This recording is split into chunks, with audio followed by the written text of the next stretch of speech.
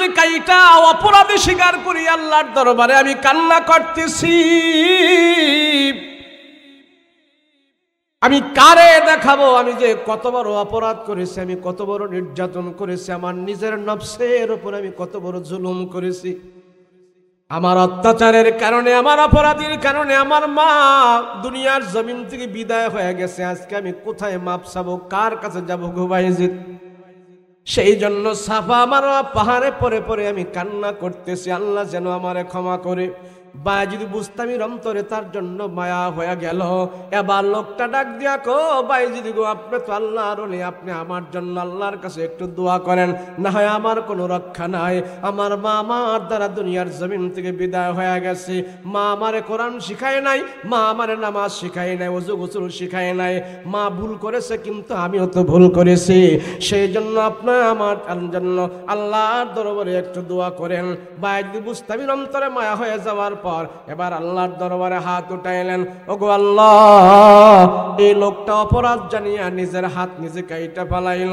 মার সাথে বেয়াদবি করার কারণে আল্লাহ সে এখন হাত কাইটা পা কাইটা আপনার দরবারে হাত উঠে কান্নাকাটি করে। আমি বাইজিদ আপনার জন্য আপনার কাছে দোয়া করি, আপনার অপরাধী বান্দাকে আপনি ক্ষমা করে দিন, ক্ষমা করে দিন। বাইজিদ বুস্তামি রহমাতুল্লাহ আলাইহি তার অপরাধের জন্য অনুতপ্ত হয়ে আল্লাহর দরবারে হাত উঠে বলে, আল্লাহ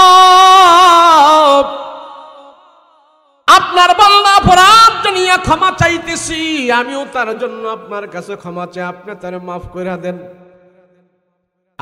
জগৎ বিখ্যাত আল্লাহর একজন ওলি বাইজিদ বুস্তামির কাছে আল্লাহর পক্ষ থেকে ইলহাম চলে আসলো, সাবধান এ বাইজিদ, সাবধান সাবধান, তুমি এই বেয়াদবের জন্য আমার কাছে হাত উঠে দোয়া কইরো না। আমি আল্লাহ তারে ক্ষমা করতে পারি না যতক্ষণ পর্যন্ত তার গর্ভধারিণী মা তারে ক্ষমা না করবে, আমি আল্লাহ তারে ক্ষমা করতে পারি না। কাজীর চর পুরাতন জামে মসজিদ ও ফুরকানিয়া মাদ্রাসার উদ্যোগে ইসলামী মহাসম্মেলন। আজকের মহতি মাহফিলের শ্রদ্ধাভাজন সভাপতি জনাব মোহাম্মদ জাহাঙ্গীর হোসেন বাদল সাহেব, প্রধান অতিথি, সম্মুখ পানে উপবিষ্ট দিনদার মুত্তাকি পরহেজগার ভাইয়েরা, পর্দার অন্তরালে অবস্থানরত আমার শ্রদ্ধেয় মা বোনেরা, আল্লাহ পাকের দরবারে কালেমাত শুকর আদায় করছি। সবাই আওয়াজ করে বলি আলহামদুলিল্লাহ। আল্লাহ যারে ভালোবাসে, পছন্দ করে, মহব্বত করে, যার প্রতি আল্লাহ পাকের রহমতের দৃষ্টি আল্লাহ বারবার দান করে, আল্লাহর সেই প্রিয় বান্দাকেই আল্লাহ পাক নেক কাজের মধ্যে শামিল করে রাখে। বলেন আমরা যে বসছি এখানে, এটা কি কাজ? সবাই বলেন না কি কাজ? এই যে আপনারা এখানে 1 ঘন্টা 2 ঘন্টা আধা ঘন্টা যতটুকুন সময় আপনারা এখানে ব্যয় করতেছেন, কি লাভ হবে? কোনো লাভ আছে? কি লাভ? এক একজনে এক এক লাভের কথা বলবেন। সবচেয়ে বড় লাভ যেটা ওয়াজ মাহফিলে আসলে, বসলে, বললে, শুনলে যে লাভটা হয়, আপনার 50, 60, 70 বছরের হায়াত থেকে আজকের এই মাহফিলে 1-2 ঘন্টা আপনি যতটুকুন এখানে ব্যয় করেছেন, আপনার হায়াত থেকে এই 1-2 ঘন্টা আল্লাহর দরবারে গুনাহমুক্ত হয়ে পৌঁছে গেছে। বলেন এখানে বসে কেউ গুনাহ করছেন? কেউ গুনাহ করছেন? কেউ গুনাহ করেন নাই। 1 ঘন্টা 2 ঘন্টা গুনাহমুক্ত ছিলেন, কিছু খাওয়া দাওয়া করেন নাই, গান বাদ্য শোনেন নাই, বিড়ি সিগারেট খান নাই, কিছুই খান নাই, চুপ করে বসে আছেন, শুধু শুনছেন। আপনার হায়াত থেকে আজকের মাহফিলের 1 ঘন্টা আল্লাহর দরবারে গুনাহমুক্ত হয়ে পৌঁছে গেছে। হাসরের ময়দানে আল্লাহ আপনাকে আমাকে জিজ্ঞেস করবে, তোমাকে আমার পক্ষ থেকে একটি নির্দিষ্ট হায়াত দেওয়া হয়েছে, 50, 60, 70, 80 বছরের একটি হায়াত আমি আল্লাহ দিয়েছিলাম। বলেন হায়াত দিছে কে? সবাই বলেন দিছে কে? তো যে দেয় সে এটার হিসাব নেওয়ার অধিকার আছে না নেই? হায়াত দিয়েছেন আল্লাহ, আর এটার হিসাব নেওয়ার মালিকও আল্লাহ। আল্লাহ যদি বলে 70 বছরের হায়াতের হিসাব তুমি আমাকে বুঝিয়ে দাও, এখানে এমন কে আছে যে পুরা জিন্দেগির হিসাব আল্লাহর কাছে বুঝাইয়া দিবে? কেউ পারবে? আমার আপনার জীবনে কত গ্লাস পানি খেয়েছি মনে আছে? কত প্লেট ভাত খেয়েছি মনে আছে? কত কাপ চা খেয়েছি মনে আছে? মনে নেই। অথচ আল্লাহ পাক সব কিছু আমাদের মনে রেখেছেন। তুমি কোথায় কি করেছো আমি আল্লাহ সব নোট করে রেখে দিয়েছি। বান্দা, তুমি মনে করেছো আমি ভুলে গিয়েছি, তুমি ভুলতে পারো। আমার নির্দিষ্ট হায়াতের ভিতরে তুমি কি কি করেছো আমি আল্লাহ সব কিছু তোমার জমা রেখে দিয়েছি। নেকগুলো, বদগুলো, খারাপগুলো, ভালোগুলো সব কিছু আমি আল্লাহ দিবালোকের ন্যায় স্পষ্টভাবে হাসরের ময়দানে তোমার সামনে আমি উপস্থাপন করব। দেখো তুমি যে কি করেছো। সে আমল নামার ভিতরে আজকের এই মাহফিলের 1-2 ঘন্টাও থাকবে। কথা বলেন ঠিক কিনা? যদি আমরা সবাই মিলে আল্লাহর কাছে পরিশুদ্ধ হতে পারি, তওবা করতে পারি, ইস্তেগফার করতে পারি। চেয়ারম্যান সাহেব বলল যে এটাই নাকি শুরু মাহফিল, আর নাকি মাহফিল হয় নাই এই ওনেনে। তো এই শুরু থেকেই যদি আমরা আল্লাহর দরবারে তওবা করি, এমন কয়েকটা মাহফিলে গিয়ে যদি রাতের আধারে তওবা ইস্তেগফার করে আমরা বাড়িতে যাই, প্রতি বছর বছর যদি এইভাবে মাহফিল কুশিলা করে সবাই একত্র হয়ে আমরা আমার জীবনের কৃতকর্মের জন্য, খারাপ কাজের জন্য লজ্জিত হয়ে যদি আল্লাহর দরবারে আমরা চোখের পানি ফেলি আর তওবা করি, বিনাইয়া বিনাইয়া আল্লাহর দরবারে আমরা আত্মসমর্পণ করি, একটা মাহফিলই নাজাতের জন্য যথেষ্ট হয়ে যাবে। কথা বলেন ঠিক কিনা?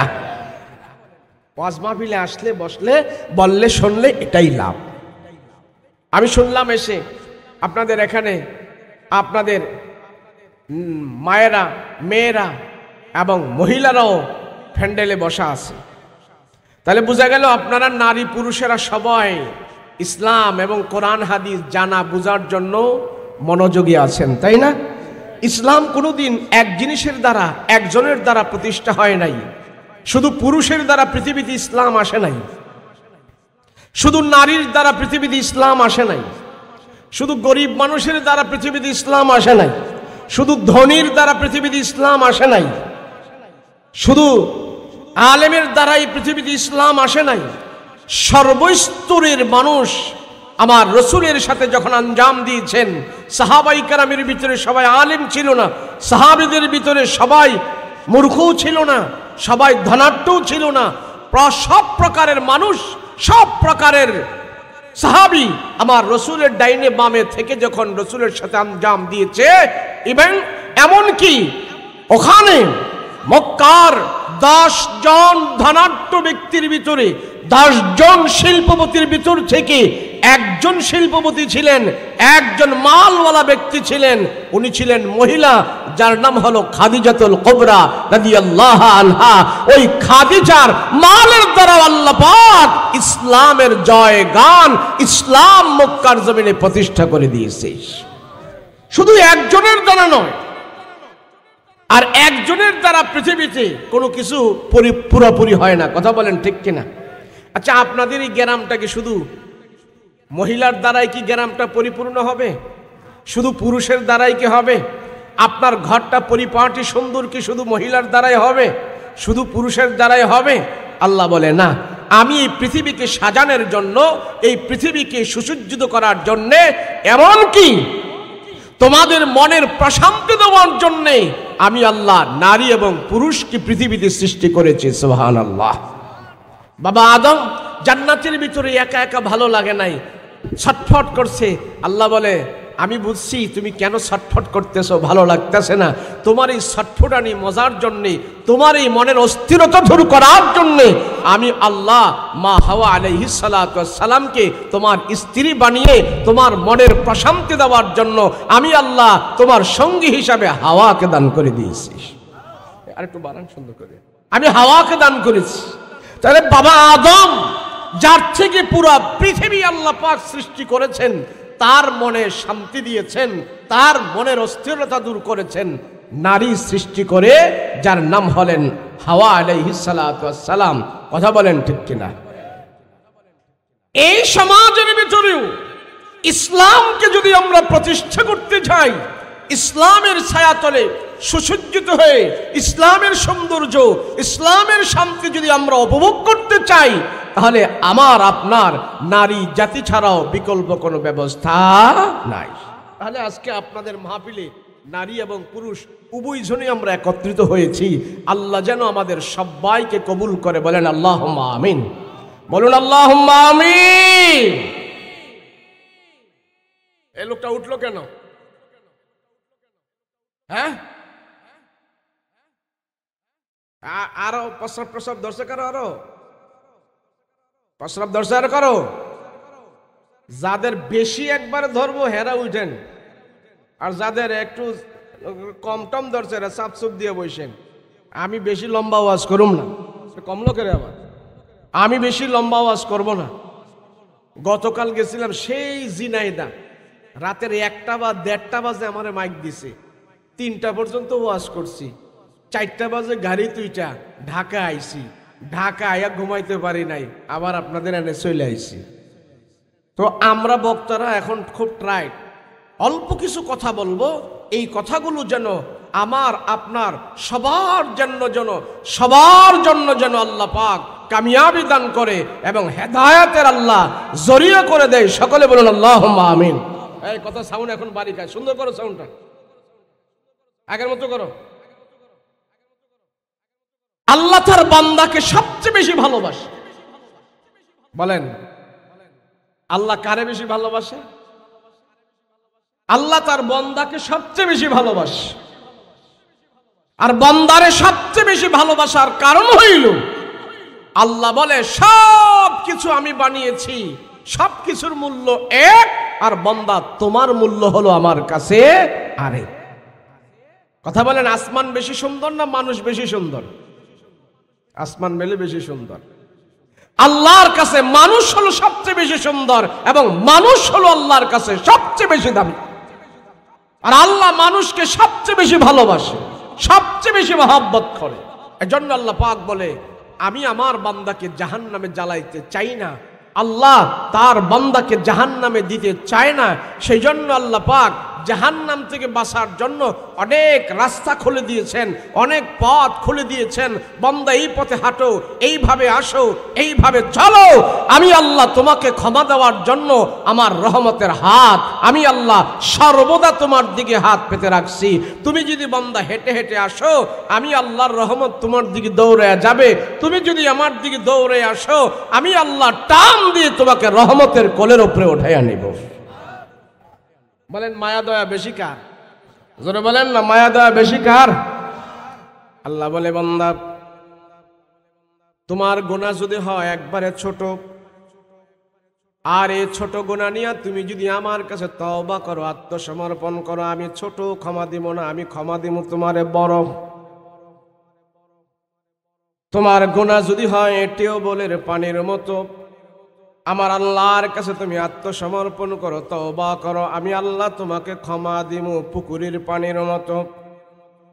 তোমার পাপ যদি হয় পুকুরের পানির মতো, আমি আল্লাহ তোমাকে ক্ষমা দিব নদীর পানির মতো। তোমার পাপ যদি হয় নদীর পানির মতো, আমি আল্লাহ তোমাকে ক্ষমা দেব সাগরের পানির মতো। আল্লাহর ক্ষমা এবং আল্লাহর দয়াই হলো সবচেয়ে বেশি। এই একটু দূরত্বে যেন আওয়াজ যায়। আল্লাহর মায়া এবং আল্লাহর দয়া বান্দার জন্য সবচেয়ে বেশি। তার কারণ হইল আল্লাহ বলে আমি তোমাকে মায়া করে দয়া করে বানিয়েছি। আমরা তো মনে করি আমাদের দল, আমাদের নেতা, আমাদের মা, আমাদের বাবা, আমাদের ভাই, আমাদের বিবি, আমাদের ছেলে সন্তান আমাদেরকে সবচেয়ে বেশি মহব্বত করে। আল্লাহ কয় বান্দা আমি আল্লাহ তরে সবচেয়ে বেশি মহব্বত করি। কথা বলেন ঠিক কিনা? আমি আল্লাহ তরে সবচেয়ে বেশি মহব্বত করি। মহব্বত বেশি করে কে? জোরে বলেন না কে? আল্লাহ যদি আমাকে আপনাকে বেশি ভালো না বাসতেন, আমি আপনি যে অপরাধ করি, আমি আপনি যেই খারাপ কাজ করি, আমি আপনি যেই দুর্নীতি করি, আমি আপনি যেই 2 নম্বরই করি, এগুলি যদি সব মানুষের সামনে আল্লাহ ওপেন করে দিত, সব মানুষের সামনে, পাড়া মহল্লার সামনে আমার আপনার খারাপগুলো যদি প্রকাশ করে দিত, তাহলে কি আমাদের অস্তিত্ব থাকতো? কথা বলেন ঠিক কিনা? আপনার বাতাস লাগবে? আমার লাগবে না, আমার লাগবে না, আমার লাগবে না, সরে দেন, যাক বসেন। তাহলে আল্লাহ তার বান্দারে সবচেয়ে বেশি ভালোবাসে। এই জন্যই আল্লাহ বলে তোমার বয়স 70, তুমি ভয় পেও না। তোমার বয়স 80, ভয় পেও না। তোমার বয়স 60, তুমি ভয় পেও না।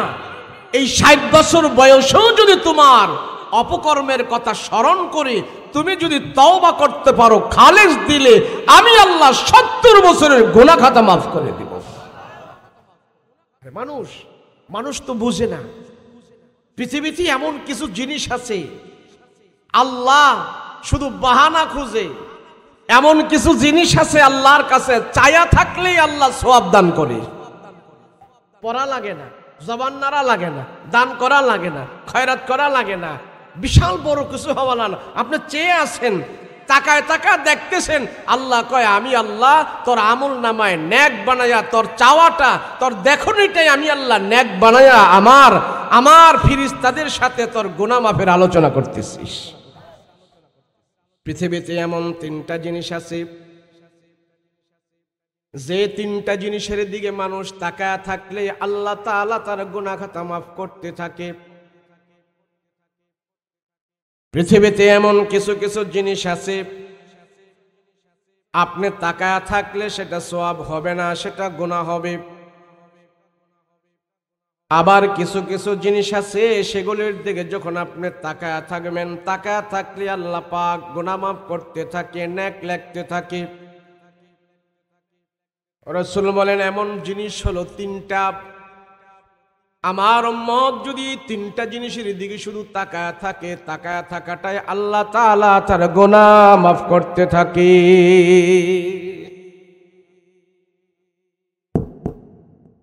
মুসলমান ভাইরা রে আমার, আল্লাহ তাআলা তার বান্দাকে ক্ষমা করার জন্য আল্লাহ বলে, বান্দা আমি তোমাকে বেশি ভালোবাসার কারণে, তোমাকে বেশি মহব্বত করার কারণে, তোমার প্রতি আমার বেশি মায়া দয়া হওয়ার কারণে আমি তোমার ছোট্ট ছোট আমলগুলো নাজাতের জন্য সিলা বানায়া দেই। রাসূল বলেন 3টা এমন জিনিস আছে পৃথিবীতে আমার উম্মতেরা শুধু তাকায় থাকবে, তাকায় থাকার দ্বারাই তার গুনাহ মাফ হতে থাকে, তাকায় থাকার দ্বারাই তার সওয়াব হতে থাকে, তাকায় থাকার দ্বারাই তার আমল নামায় লেখা করতে থাকে। 1 নম্বরে হইল খানায়ে কাবা, 2 নম্বরে হলো আপনার পিতা মাতা, 3 নম্বরে হলেন জামানার হক্কানি বুজুর্গ আলেম। এই 3টা জিনিস যার জামানায় পাওয়া যায় অত্যন্ত মূল্যবান হিসাবে যখন নাকি সে গ্রহণ করবে, রাসূল বলেন এই 3টা জিনিস তোমাদের কাছে আমার আল্লাহ নেয়ামত হিসাবে পাঠিয়েছে।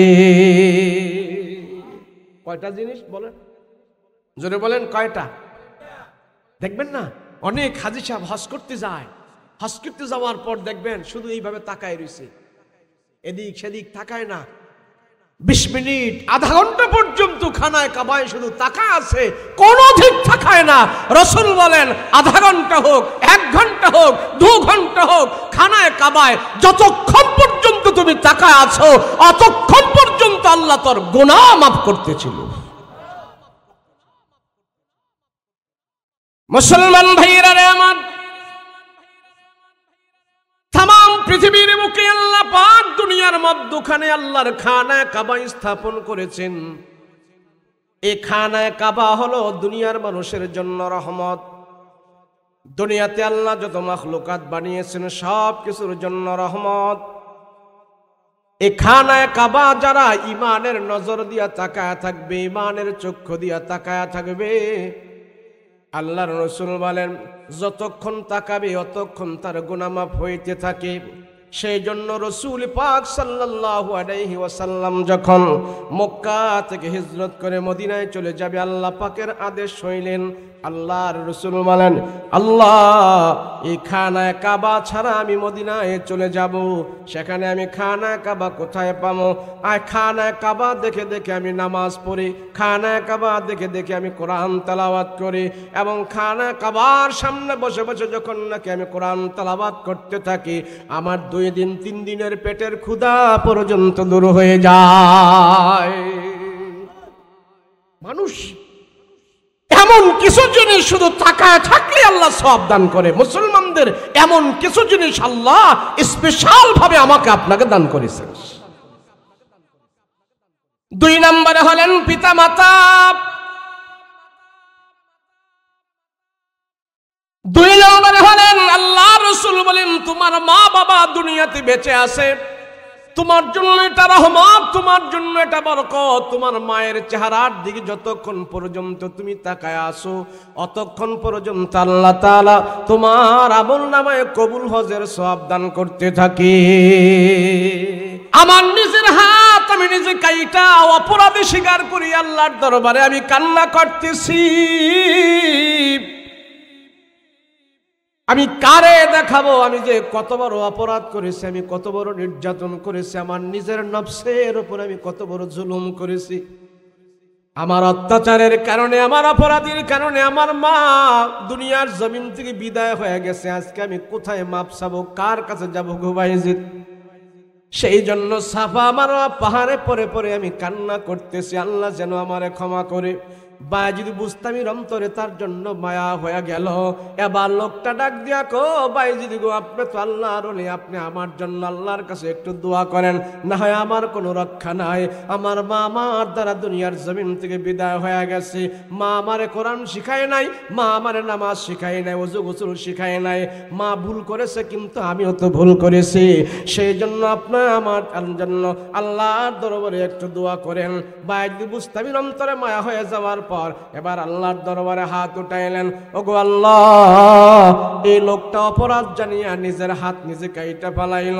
মার সাথে বেয়াদবি করার কারণে আল্লাহ সে এখন হাত কাইটা পা কাইটা আপনার দরবারে হাত উঠে কান্নাকাটি করে। আমি বাইজিদ আপনার জন্য আপনার কাছে দোয়া করি, আপনার অপরাধী বান্দাকে আপনি ক্ষমা করে দিন, ক্ষমা করে দিন। বাইজিদ বুস্তামি রাহমাতুল্লাহি আলাইহি তার অপরাধের জন্য অনুতপ্ত হয়ে আল্লাহর দরবারে হাত উঠে বলে, আল্লাহ, আপনার বান্দা অপরাধ জানিয়া ক্ষমা চাইতেছি, আমিও তার জন্য আপনার কাছে ক্ষমা চাই, আপনি তার মাফ করে দেন। জগৎ বিখ্যাত আল্লাহর একজন ওলি বাইজিদ বুস্তামির কাছে আল্লাহর পক্ষ থেকে ইলহাম চলে আসলো, সাবধান এ বাইজিদ, সাবধান সাবধান, তুমি এই বেয়াদবের জন্য আমার কাছে হাত উঠায় দোয়া কইরো না। আমি আল্লাহ তারে ক্ষমা করতে পারি না যতক্ষণ পর্যন্ত তার গর্ভধারিণী মা তারে ক্ষমা না করবে, আমি আল্লাহ তারে ক্ষমা করতে পারি না। সাবধান। বলেন, এই ছেলের দোয়া আল্লাহর দরবারে কবুল হয় না, এটা কি ছেলের জন্য নাকি মায়েরও কিছু দোষ আছে? কথা বলেন ঠিক কিনা? আজকে এই সমাজে শুধু সন্তানদেরকে দোষ দেওয়া হয়। আমি বলি, একটা যুবকের দোষ নাই, এই যুবকদেরকে মা বাবা এবং এই সমাজের প্রতিনিধিরা যুবকদেরকে সঠিকভাবে পরিচালনা করতে পারছে না। কথা বলেন ঠিক কিনা? জানি না, অন্যান্য এলাকায় এমনও আছে নেতারা যুবকদেরকে দিয়ে নেশার ব্যবসা করায়, আছে না? না নাই? নেশার ব্যবসা করে, ট্যাবলেটের ব্যবসা করে, ফেন্সিডিলের ব্যবসা করে, নেতার বাড়িতে দলান হয় আর যুবকের জীবন ধ্বংস হয়, আছে না? নাই? তাহলে এই যুবক ভালো হবে কিভাবে? ভালো হবে কিভাবে? ভালো হওয়ার পিছনে মা বাবার যে অবদান ছিল, মা বাবার অবদান এখন নাই। কথা বলেন ঠিক কিনা? রাসূল বলেন, যদি সে যুবক বয়সে গুনাহমুক্ত জীবন ব্যয় করে আপনার ছেলে, তাহলে বুঝতে হবে এই গুনাহমুক্ত জীবনটা সে বাবা মায়ের কাছ থেকে শিখবে। কথা বলেন ঠিক কিনা? আমার আপনার ঘরের ভিতরে নারী পুরুষ ছেলে মেয়ে যারা বসবাস করে, আরে আমার ছেলে শিক্ষাঙ্গনের শিক্ষা পাবে, স্কুল কলেজ ভার্সিটি থেকে কলমের শিক্ষা পাবে, বই পুস্তকের শিক্ষা পাবে, প্রকৃতপক্ষে আদর্শ শিক্ষা মা বাবার কাছ থেকে পাবে। কথা বলেন ঠিক কিনা? বাজিদ বুস্তামি তো কোনো বিশ্ববিদ্যালয়ে পড়ে নাই, কোনো কলেজে পড়ে নাই, কোনো মাদ্রাসায় পড়ে নাই, শুধু মায়ের কোলের বিশ্ববিদ্যালয়ে পড়াশোনা করে এত বড় আল্লাহর একজন ওলি পর্যন্ত হয়ে গিয়েছেন। সুবহানাল্লাহ। তাহলে আমার সন্তানকে যদি আমি ওলি বানাইতে চাই, আগে নিজে ওলি হইতে হবে। কথা কোন ঠিক কিনা? তো বাবাই তো সিগারেট খেতে, হুতে খাইব কি? কথা কোন ঠিক না? বাবাই তো দাড়ি রাখে না, তো পুঁতে রাখবো কি? একটা ছেলে তার বাবাকে দেখে, তার মাকে দেখে সে যত গুনাহ করবে, সব গুনার ভার তার মা বাবার কাঁধে আল্লাহ পাক চাপায়া দিবে। তোর গুনাহ, তোর এই জাহান্নামী ছেলে তোর থেকে সব শিখেছে। আর দেখবেন আপনার ঘরে আপনার স্ত্রী দাঁড়িয়ে নামাজ পড়তেছে, আপনার ছোট্ট মেয়েটা আপনার স্ত্রীর পাশে ওড়না পেঁচিয়ে দাঁড়িয়ে গেছে নামাজ পড়ার জন্য। কথা কোন ঠিক কিনা? এই ছোট্ট মেয়েটা সূরা ফাতিহা জানে না, নামাজ জানে না, ওযু জানে না, কিছুই জানে না, কিন্তু মায়ের সাথে দাঁড়িয়ে গেছে নামাজ পড়ার জন্য। আল্লাহ ফেরেশতাদেরকে ডাক দিয়ে কয়, দেখ মা দাঁড়াইছে আমাকে সাজদা দেওয়ার জন্য, ছোট্ট মেয়েটা কিছু জানে না, সেও দাঁড়াইছে আমাকে সাজদা দেওয়ার জন্য। এই ছোট্ট মেয়ের আমল নামায় যত নেক হবে, সমস্ত নেকগুলো মা বাবার কাঁধে ফেরেশতারা লিখে দাও। তাহলে সন্তান ভালো হয় মা বাবার কারণে, সন্তান খারাপ হয় মা বাবার কারণে। কথা বলেন ঠিক কিনা? কিছু কিছু ফ্যামিলি আছে নারী এবং পুরুষ, ছেলে এবং মেয়ে, জামাই এবং বউ, শাশুড়ি, স্ত্রী, ঘরটার ভিতরে সব সময় শুধু ঝগড়া লেগে থাকে। রাসূল বলেন, যেই ঘরের ভিতর থেকে নারীদের আওয়াজ বেশি বের হবে, যেই ঘরের ভিতর থেকে নারীর আওয়াজ মোটা হবে, নারীর আওয়াজ পর পুরুষেরা শুনবে, নারীদের আওয়াজ বাহিরের মানুষ শুনবে, ওই ঘর থেকে আল্লাহর রহমত দূর হয়ে যাবে। যেই ঘরে নারীর আওয়াজ বেশি হচ্ছে, বাহিরে যাচ্ছে, আল্লাহর রহমত সেই ঘর থেকে চলে যাচ্ছে। মনে করেন শুধু পয়সা হইলে ঘরে শান্তি হয়, শুধু মাল দৌলত থাকলেও শান্তি হয়? আরে না, মাল দৌলত লাগে না। বহুত রিক্সাওয়ালা আছে, রিক্সা ভ্যান চালায়া 3 বেলা খাবার খেতে পারে না, তাদের দিলের ভিতরে বাদশাহী শান্তি আল্লাহ দিয়া রাখছে। আছে না নাই? কারণ কি? আর এই সমাজের ভিতরে যারা সুদ খায়া, ঘুষ খায়া, পয়সা বড় করে, বিল্ডিং করে, দালান করে শান্তি খোঁজে, কশিন কালেও শান্তি পাবে না। কথা বলেন ঠিক কিনা? মদিনার বাজারে এক ব্যবসায়ী ছিলেন, আমি ছেড়ে দেব, এক্ষুনি দোয়া করব, অসুবিধা হইতেছে? আমার আগে বক্তা যারা বলছে এরা অনেক কথা বলে গেছে, আমি কিছু আমলের কথা বলতেছি, দরকারি কথা বলতেছি। এগুলো আমাদের বিস্ফোরা দরকার। আমরা মনে করি ইরান তুরানের ওয়াজ শুনলে কাজ হবে না। আরে আমার ঘরের ভিতরে আমার ওয়াজ। যাদের বেশি সমাজে মাল হয়, ঘুষ খায়া সুদ খায়া যখন পয়সা বেশি করে কামায়, পাড়া প্রতিবেশীর চোখে লাগে না, পাড়া প্রতিবেশীর মূল্যায়ন করে না, তার ভাব সবই আলাদা থাকে। কথা বলেন ঠিক না? মদিনার বাজারে এমন এক ব্যবসায়ী ছিল। কি ছিল? খুব গুরুত্ব দিয়ে শুনেন, খুব মজার কথা। মদিনার বাজারে এক ব্যবসায়ী ছিল। তো যেমনি হোক ব্যবসা করে অনেক টাকা পয়সা হয়েছে, মালওয়ালা হয়েছে,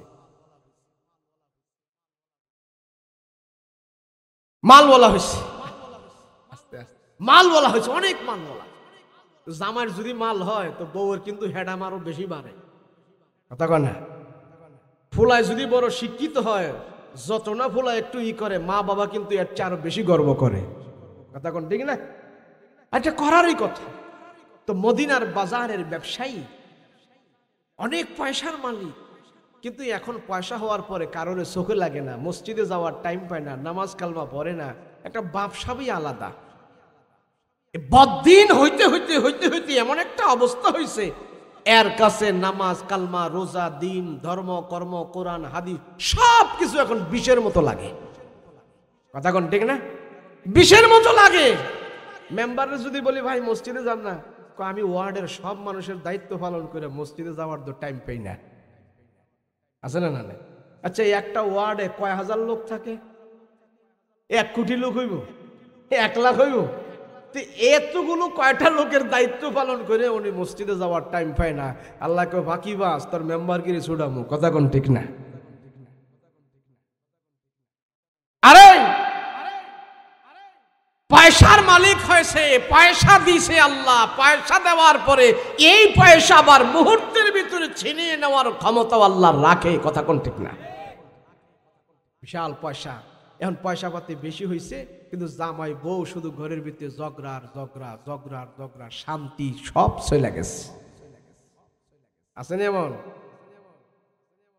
কেন দুই নাম্বারই করে পয়সা বানাইলে একদিক দিয়ে না একদিক দিয়ে এই পয়সায় তোমার অ্যাকশন করবে, রিঅ্যাকশন করবে, কথা বলেন ঠিক কিনা? হারামে আরাম নাই, হারামে আরাম নাই। হারাম খায়া যার রক্ত মাংস চর্বি হাড্ডি হবে, রসুল বলেন সে জান্নাতের ঘ্রাণও পাবে না, জান্নাত থেকে সে 500 বছরের দূরে থাকবে। হারাম দ্বারা যার রক্ত মাংস গঠিত, এই রক্ত হারাম শরীর কোনোদিন জান্নাতে যেতে পারবে না। তাহলে আল্লাহ জান্নাতের অপমান হবে হারাম শরীর যদি জান্নাতে যায়। সেজন্য নবীদেরকে পর্যন্ত আল্লাহ পাক হারাম থেকে দূরে রাখছে, হালাল ইনকাম করাইয়া নবীদেরকে পর্যন্ত আল্লাহ খাওয়াইছে। নবীরা ছিলেন পুত পবিত্র, সেই নবীদেরকে আল্লাহ পাক নিজের হাতে ইনকাম করে খাওয়ার আদেশ দিয়েছে। হাতে ইনকাম করে খাও, হারাম যেন তোমাদের পেটে না ঢুকে। তোমরা তো নবী, তোমাদের পেটেও যদি কোনো হারাম যায় আমি আল্লাহ সেটা সহ্য করব না। আর আমরা সেই হারাম কত আরামে বক্ষণ করছি। তো মদিনার বাজারের ব্যবসায়ী অনেক টাকা টোকার মালিক, এখন ধর্ম কর্ম আলেম ওলামা হুজুর কোরআন ওলা কারোর চোখে লাগে না। কিন্তু আল্লাহ কয় তুই এত বজ্জাত হইছস, তোর ঘরের ভিতরে একটা অশান্তি দিয়া দেই। জামাই আর বউ সব সময় খালি ঝগড়া আর ঝগড়া। জামাই যদি বউরে কয় একটু মশারিটা টাঙাই দাও, মশারি টানাইব দূরের কথা, সাদুরি ডাদা ফালাই দেয়। যদি কেউ জানালা লাগাও তো দরজা খুলে দে, যদি কেউ ফ্যানটা চালু করো তো লাইট জ্বালা দে। এমন কিছু খবিশ মার্কা মহিলা আছে না? নাই। জামাই যা কইব হ্যাঁ প্রতিজ্ঞা করে রাখে, এটা উল্টা করুন। আর এই সমস্ত মহিলা নিয়ে যে সমস্ত পুরুষেরা ঘর সংসার করতেছে, আল্লাহ কয় আরে তুই যে কি বিপদ আছিস মানুষ জানে না। এমন বিপদে সে আছে, জাহান্নাম যে কি জিনিস এই মহিলা তারে দুনিয়াতে দেখাই দিতেছে, কথা কোন ঠিক কিনা? এমন বজ্জাত মহিলা, স্বামীর পয়সার অভাব নাই, মালের অভাব নাই, কিন্তু ঘরের ভিতরে শান্তি নাই। স্বামী একটা কইলে আরেকটা করে, স্বামী একটা কইলে উল্টাটাই করবে, খালি বনি বসা হয় না। আর মহিলা শুধু চিন্তা করে হায় রে, যদি কোনোদিন তার কাছ থেকে আমি যেতে পারতাম, হ্যাঁ আমারে ছাড়েও না মরেও না, এই দুঃখ যন্ত্রণা কার কাছে বলবো? একটা অস্থিরতার ভিতরে আছে, স্বামীর ভিতরে ইয়ার ভিতরে বনাবনি নাই। কিন্তু এই মহিলা একদিন চিন্তা করছে যেমনি হোক তার তো অনেক সম্পদ আছে, তারে মাইরা তার সব সম্পদের মালিক আমি হমু। এমন ষড়যন্ত্রকারী মহিলা আছে না নাই? এই আছে না নাই? আর আল্লাহ কয় ইন্না কাইদা কুন্না আজিম, মহিলাদের ষড়যন্ত্র হলো সবচেয়ে গভীর ষড়যন্ত্র। কেন এই মহিলার গভীর ষড়যন্ত্রে আমগো বড় হুজুর 3 বছর জেল খাটছে, কথা কয় না দি। এখন প্রমাণ হয়েছে যে হুজুর এই কাজ করে নাই, কিন্তু মহিলার ষড়যন্ত্রে বড় হুজুরের কয় বছর জেল খাটাইছে? 3 বছর জেলেছে। আর মহিলাদের ষড়যন্ত্রে নবীরা পর্যন্ত 7 বছর জেল ছিল। ইউসুফ নবী 7 বছর জেল কাটছে বিনা অপরাধে, মহিলার ষড়যন্ত্রে, কথা কোন ঠিক কিনা? আর এই মহিলাদের ষড়যন্ত্রে আমার রাসূলকে পর্যন্ত এক মহিলা বিষ খাওয়াইয়া মেরে ফেলতে চেয়েছিল, নাউজুবিল্লাহ। আল্লাহ কয় সাবধান, এই মহিলাদেরকে যদি তোমরা দিনের ভিতরে না ঢুকাও, আমার দিন না বুঝাও, আমার হাদিস না বুঝাও, আমার আল্লাহ সম্পর্কে যদি তাদের জ্ঞান না থাকে, তাহলে তারা এমন খারাপ হয়ে যাবে, সাপে সবল দিলে তুমি বেঁচে থাকবা, ঈমান থাকলে জান্নাতে যাইবা। আর মহিলাদের ভিতরে দিন না থাকলে সাপের চাইতেও আরো খারাপ হয়ে যাবে, সে তোমার দুনিয়াও শেষ করবে, আখিরাতও শেষ করবে। কত বড় কথা! তো মদিনার বাজারের ব্যবসায়ী চিন্তা করতেছে হাই হাই আমার বউর সাথে বনি বসা হয় না, সে মসজিদও যায় না, কিন্তু মসজিদের সামনে দিয়ে বাজারে আসা যাওয়া করে। কোন দিয়া? তো যখন মসজিদের সামনে দিয়ে যায় আজান হয়, হুজুরের দেখে মনে হয় কানের ভিতরে এভাবে আঙ্গুল দিয়ে রাখে।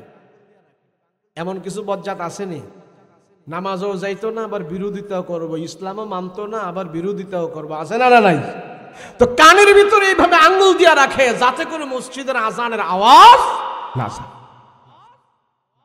আল্লাহর কি হুকুম, একদিন মসজিদের সামনে দিয়ে আসতেছি, আসার পরে মসজিদের সামনে আসতে আর আসার পরে দেখতেছে মসজিদের ভিতরে হুজুররা বৈশা বয়ান করতেছে রসুলের সুন্নত, যে ঘরের ভিতরে স্বামী আর স্ত্রীর মহব্বত নাই, স্বামী আর স্ত্রীর ভিতরে মিল নাই, ওই ঘরের ভিতরে যদি স্বামী আর স্ত্রী একে অপরকে যদি মাঝে মাঝে খাবার খাওয়ায়া দেয়, লোকমা মুখে তুলে দেয়, ওই ঘরের ভিতরে অশান্তি থাকে না, আল্লাহর রহমত সেখানে চলে আসে, তাদের ভিতরে মিল মহব্বত শান্তি বেড়ে যায়। নবীজি বলছে। তো হুজুরের যে মসজিদের ভিতরে বয়ান করতেছে, তো এই লোকটাও মসজিদের সামনে দিয়া যাইতেছে, তো হুজুর যে বয়ান করতেছে হ্যাঁ কানের মধ্যে আঙ্গুল দিয়া রাখছে যাতে করে হুজুর বয়ান হ্যাঁ কানে না যায়। তো মসজিদের সামনে দিয়ে যাইতেছে, আল্লাহর কি হুকুম, মসজিদের সামনে যাওয়ার পরেই এর পায়ের মধ্যে বিনছে একটা কাটা। কি বিনছে? আর তার বউ স্বামীর সাথে বনি বসা হয় না, বাড়িতে থাইকা এমন ফন্দি করছে, এমন ষড়যন্ত্র করছে যে আজকা বাজার থেকে আসুক, বাজার থেকে আসলে তারে মাইরা তার সব সম্পত্তির মালিক আমি মহিলাই হয়ে যাবো। বলে কেমনে? বলে গুলি করে মারবো না, দাদা কুবাইয়া মারবো না, বাড়িতে এসে যখন খাবার দাবার খাইবো ওই খাবারের সাথে বিষ মিশাইয়া রাখবো, এর পরে বজ্জাত স্বামী খাইয়া মারা যাইব, এর মাটি দিয়া ফেলবো, আর সব সম্পত্তির মালিক আমি হইয়া যাবো। মহিলা ঘরের ভিতরে এই ষড়যন্ত্র করে ভাতের সাথে বিষ মিশায় বসে রাখছে, আজকে আইব আর খাইব আর মরব।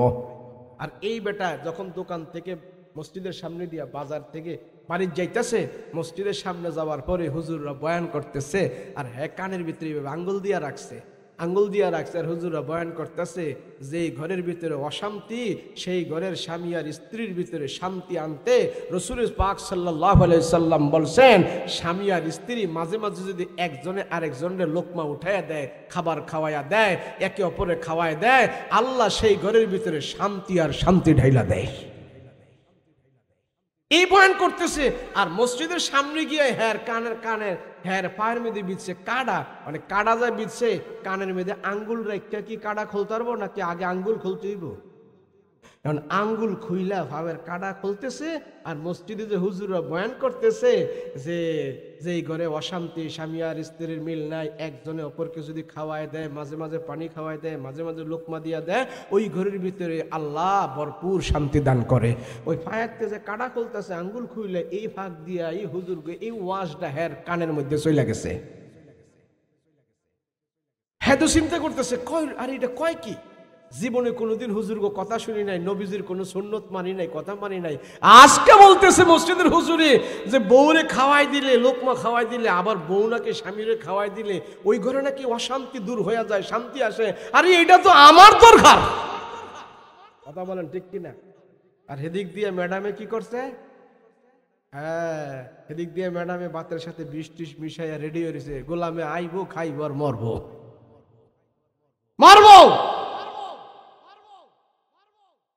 মুসলমান ভাইরা রে আমার, যেই ঘরের ভিতরে আল্লাহর রাসূলের সুন্নতের পাবন্দি থাকে, যেই ঘরের ভিতরে স্বামী আর স্ত্রীর ভিতরে রাসূলুল্লাহর আদর্শগুলো থাকে, নবীজির আদর্শ মানার জন্য এত বড় জ্ঞানী হওয়া লাগে না, এত বড় ধার্মিক হওয়া লাগে না, এত বড় টাকাওয়ালা হওয়া লাগে না, মন্ত্রী এমপি হওয়া লাগে না, বড় আলেম হওয়া লাগে না। আমার রাসূলের প্রত্যেকটা কথার ভিতরে আল্লাহ দুনিয়া এবং আখিরাতে শান্তি রেখেছে। নবীজির প্রত্যেকটা আদর্শের ভিতরে দুনিয়া এবং আখিরাতের সফলতা আল্লাহ রেখেছে। ওই বড় ব্যবসায়ী যখন কানের ভিতর থেকে আঙ্গুল খুললো, আর মসজিদের হুজুররা বয়ান করতেছে স্বামী আর স্ত্রী একে যদি অপরকে খাওয়ায় দেয় সেখানে আল্লাহর রহমত চলে আসে। এই কথাটা যখন তার কানের ভেতরে গেল, বলে আজকে যাই মুহাম্মাদের কথা আমার বাড়িতে আমি টেস্ট করব, দেখি কথার ভিতরে কতটুকু সফলতা আছে। বাড়িতে যাওয়ার পর এবার যা দেখলেন স্ত্রী তার জন্য অপেক্ষায় দাঁড়ায় আছে। স্ত্রী মনে মনে ভাবতেছে আজকে সে দুনিয়ার জমিন থেকে বিদায় হয়ে যাবে, বাতের সাথে বিষ খায় সে দুনিয়ার জমিন থেকে মারা যাবে, সব সম্পত্তির মালিক আমি হয়ে যাব। শেষ ম্যাচ তারে আমি আদর করে দেই, তাদের আমি একটু আদর করে দেই, তার সাথে ভালো ব্যবহার করে দেই। আজকার পরেই তুচি আর আমার স্বামী থাকবে না, মরে মরে এসে কবরের ভেতরে চলে যাবে। এই নিয়ে স্ত্রী দাঁড়ায় আছে। আর পাগলা যখন বাজার থেকে গেছে, যাওয়ার পরে স্ত্রী কয় মাইরে যখন ফেলমু মইরে যখন যাবো গা, শেষ আদরটা কইরা দেই।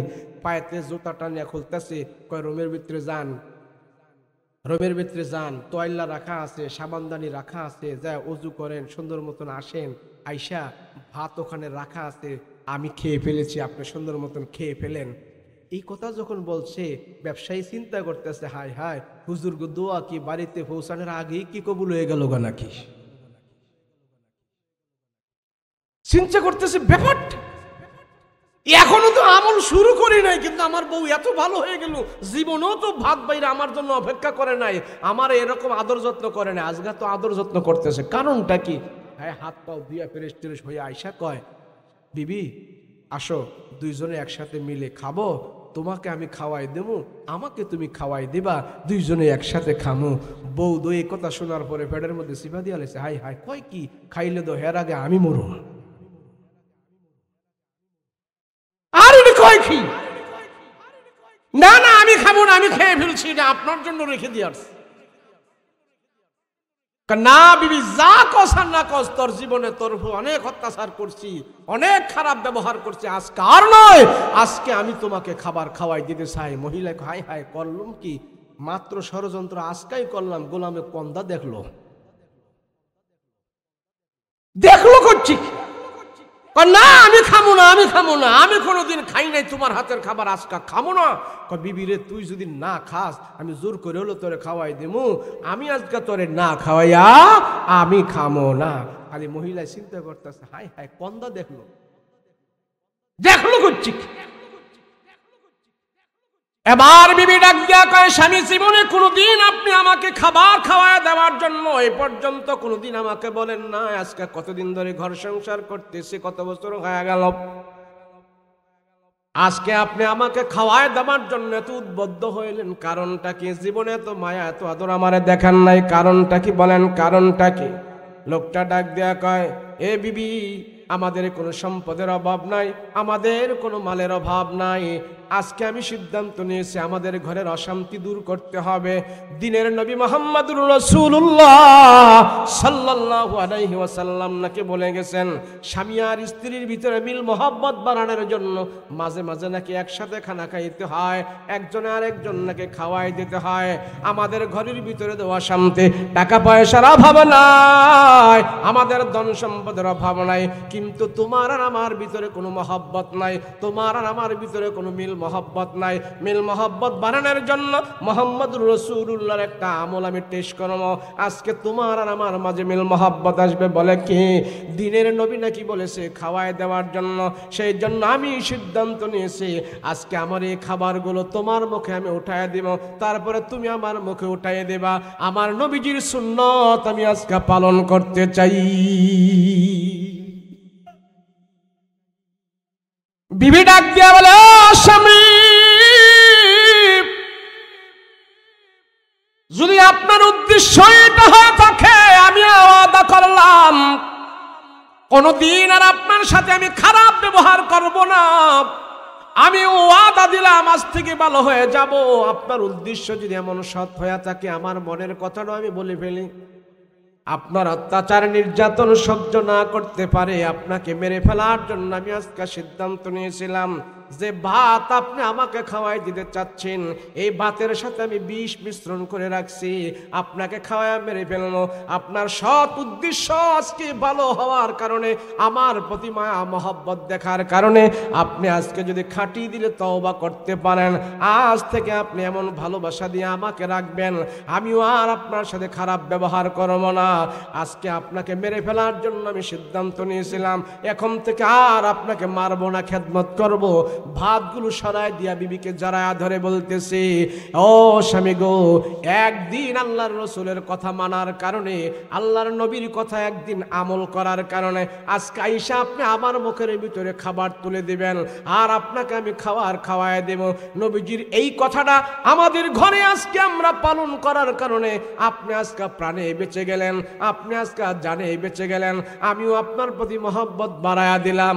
রসুলের একদিনের কথার বিনিময়, একটা আমলের বিনিময় যদি আপনি প্রাণে বেঁচে যান, আমার মনে হয় সারা জিন্দেগি যদি আমরা রসুলুল্লাহর কথা মতো আমরা স্বামী স্ত্রীর চলাফেরা করে কঠিন জাহান্নামের আগুন থেকেও আমরা বেঁচে যাব। আজকে ঘরের অশান্তি, আরে কোনো মেডিসিন দিয়ে অশান্তি দূর করা যাবে না, টাকা পয়সা দিয়ে অশান্তি দূর করা যাবে না। অশান্তি দূর করার জন্য আল্লাহ আমার রসুলকে দুনিয়াতে পাঠিয়েছেন। কথা বলেন ঠিক না? মানবো তো ইনশাল্লাহ, মানবো তো ইনশাল্লাহ, নবীজির কথা মতো চলবো তো ইনশাল্লাহ। আমরা সবাই প্রতিজ্ঞা করব। আচ্ছা, এখানে 150 বছরের কোন মুরব্বী আছেন? 150 আছে না? মহল্লাত নাই কারো? 120 বছর, 10 বছর না, 103-4 বছর আছে। তাহলে বোঝা গেল 100-এর উপরে বেশি হায়াত পায় না কেউ। কথা কোন ঠিক কিনা? মানুষের লোভের কারণে, আমাদের লোভ চাহিদা যখন বড় হয়ে যায়, তখন আমাদের হায়াত কি 50 না 60 এটা মনে থাকে না। কথা কোন ঠিক কিনা? যদি তোমার লোভ কামাও, তোমার হায়াতের সীমা যে কম, পরিধি যে কম, এটা তোমার মনে থাকবে। সেই জন্য রসুল পাক সাল্লাল্লাহু আলাইহি সাল্লাম বলেন, মানুষের আশা হইল অনেক লম্বা, তার হায়াত হইল অনেক ছোট। কথা কোন ঠিক কিনা? রসুল বলেন, তোমার আশায় যেন তোমার হায়াতকে নষ্ট না করে দেয়, তোমার আশায় যেন তোমার জীবন ধ্বংস নষ্ট না করে দেয়, তোমার আশায় যেন তোমার দুনিয়া বরবাদ না করে দেয়, ওইভাবে চলাফেরা করতে হবে। কথা বলেন ঠিক কিনা? তাহলে আজকের মাহফিল থেকে আমরা আমাদের প্রত্যেকের ঘরে আমাদের মা আছে, আমাদের মেয়ে আছে, আমাদের মেয়ে আছে, আমাদের ভাবি আছে, আমাদের বোন আছে, যারাই নারী জাতি, যারাই আমাদের অধীনস্থ আছে, সবাইকে আমরা দিন শিখাবো দায়িত্ব নিয়ে। কথা বলেন ঠিক কিনা? রাজি আছেন ইনশাআল্লাহ? পর্দা করাবো আমার মেয়েকে, পর্দা করাবো আমার মেয়েকে। আমার মেয়ে যদি পর্দা করে চলে, রসুল বলেন, তোমার মেয়েটাকে অন্য ছেলের হাতে উঠায় দেওয়ার আগে তোমার মেয়েটাকে তুমি দিন শিখাইলা, কোরআন শিখাইলা, পর্দা শিখাইলা, মোটামুটি ইসলামের প্রাথমিক জ্ঞানগুলো তোমার মেয়েকে তুমি দিয়ে দিলা। আল্লাহর রসুল বলেন, এই একটা মেয়েকে যদি তুমি এইভাবে লালন পালন করে, রসুল বলে একটা জান্নাত আল্লাহ তোমার জন্য ওয়াজিব করে দিয়েছে। আল্লাহর রসুল শুধু এই একটা বিষয়ে ঘোষণা করছে। 10টা ছেলে হইলে, 10টা ছেলেরা আলেম বানাইলে, আপনার ভাই যদি আলেম হয়, এই হয় সেই হয়, আপনি নামাজ পড়া রোজা রাইখা জান্নাতে যাইবেন গা, এমন কোনো গ্যারান্টি নাই। কিন্তু রসুল একটা কথা বলছে, তোমার একটা মেয়েকে যদি তুমি সচ্চরিত্রবান করে, তালিম দিয়ে, ধর্মকর্ম শিখিয়ে, আল্লাহ প্রেমিকতারে বানিয়ে অন্য একটা ছেলের হাতে উঠায়া দাও, তোমার এতটুক কর্মের জন্য আল্লাহ তোমার জন্য জান্নাত দেয়া দিবে। কিন্তু আমাদের সমাজে আমরা দেখি, মেয়ে হইলে মনটা কালো হয়ে যায়। কথা কোন ঠিক কিনা? এই কথা কোন ঠিক না? হায়রি গর্দব। মেয়ে হইলে রসুল বলে, তোমার প্রথম মেয়ে হয়েছে, আল্লাহ তোমার ভাগ্য খুলে দিয়েছে। রসুল বলে, যার মেয়ে হইল, জান্নাত তোমার কাছে চলে আসলো, জান্নাতে যাওয়া তোমার জন্য সহজ হয়ে গেল। আমরা মেয়ে হইলে পরপর যদি 1টা 2টা 3টা মেয়ে হয়, তো বউরে যে আমরা শাসাই, যদি আর একটা মেয়ে হয় তাহলে কিন্তু আমি দ্বিতীয় বিয়া করতে বাধ্য হব। আছে না নাই? আছে না নাই?